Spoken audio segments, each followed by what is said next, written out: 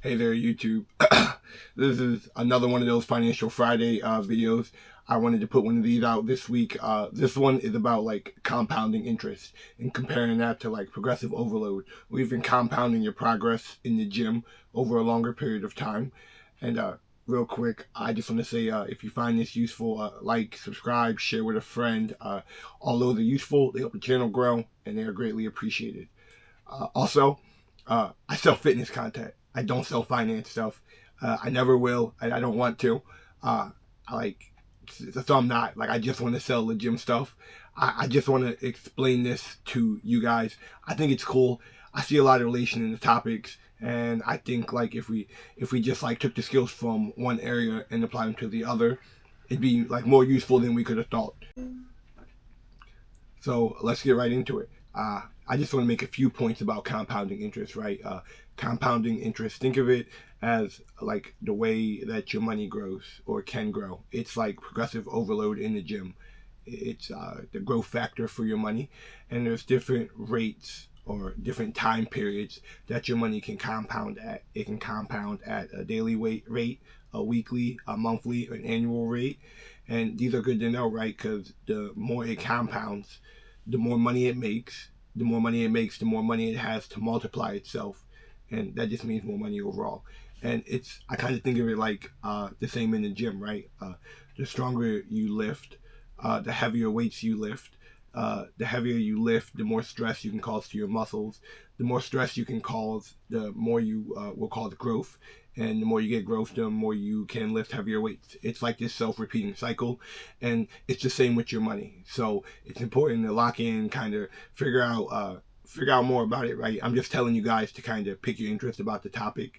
Your money can grow, your money can work in the background, just like your metabolism works for you and burns calories, except your money doesn't burn itself, it can make more of itself. Cool topic. Point two about like even compounding. The important thing with compounding, like exercise, is the earlier you start, the more of an effect it can have, right? You start exercising earlier in life, you're healthier, your body's fresher, your joints, your ligaments, whatever. These things, they aren't stressed, and so they can take more. And you can make them more durable while they're fresher, make them stronger, they'll last longer, and they'll be better out throughout your life, right? The earlier you start, the better you get. It's the same with your money. The earlier you start growing it, like I said, I'm 25. I imagine most of you guys are relatively young watching this. The earlier you start, the more time that it has to grow itself, and the more it grows again. So, say your money is growing at a 5% interest rate, a 10% interest rate. So it's easy math. A 10% interest rate every year. So you got $1,000. That 10% means without you doing anything, your $1,000 turns into $1,100 the next year. That is the power of like that is the power of like the rate of return. Yeah. And so when we talk about like the compounding that interest rate, the faster it compounds, the more money you make, right? There may be investments like out like this. There's many, so it's all very specific to the situation, right? But say you had $1,000 and you could get a 10% compounding rate, but monthly. That means every month your $1,000 makes $100. That means by the end of the year you'll have more than 2,200. You have, because every month it makes $100.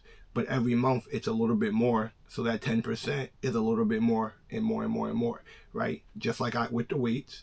So it's the more it compounds, just like the more you go to the gym, the better results you'll see. The more time you have, the better it will be. I didn't mean for that to rhyme. But moving on, point three, I believe. Just like with the gym, a lot of people will drop out over time, either after a while, or they'll go for a little bit and they won't see the results they want and they'll drop out. But like I just said, I said the earlier you start, the better it is. But the best winners, the winners in this game are the ones who stay the longest.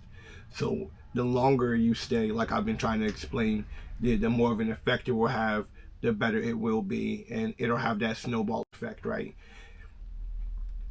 Now, I think that's kind of all the major points I wanted to make. I didn't want to make this too long, but again, like as athletes, as fitness enthusiasts, people who work out, we know what it's like to have a habit. We know what it's like to be consistent, and we can practice this skill in other areas of our life, right? We perfect it in the gym, we can perfect it everywhere else. Thank you guys for watching. Like, subscribe if you found this useful.